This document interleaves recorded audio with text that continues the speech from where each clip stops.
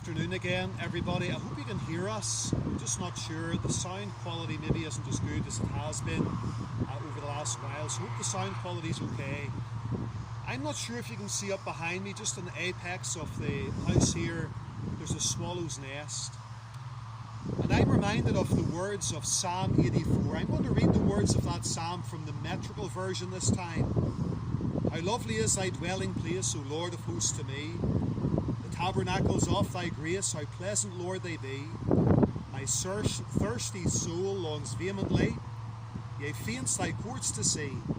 My very heart and flesh cry out, O living God, for thee. Behold, the sparrow findeth out an house wherein to rest.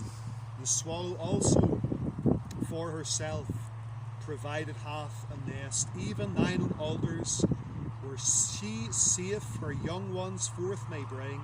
O thou almighty Lord of hosts, who art my God and King. The King James Version puts it this way: the sparrow hath found an house, and the swallow a nest for herself, where she may lay her young, even thine altars, my King and my God. Whenever the psalmist was going to the temple of God in Jerusalem with his family and his loved ones and the children of Israel with him, they couldn't help but notice that round about the house of God, round about the tabernacle of God or the temple of God in Jerusalem, that the sparrows and the swallows had built nests in the house of God. They seem to build everywhere.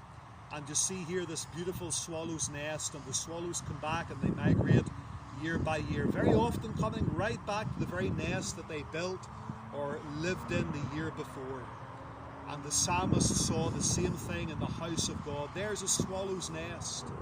There's a sparrow's nest. They're raising their young even in the house of God. What a lesson that is for us, that we too should be often found in the house of God, and it's there that we should raise our children in the fear and nurture and admonition of the Lord. Every believer should have a spiritual home, a spiritual dwelling place in God's house, the local assembly of believers, a place where we can raise our children, bring them up under the sound of God's word, bring them up in an atmosphere of praise and worship, bring them up in an atmosphere of prayer, bring them up under the sound of God's word.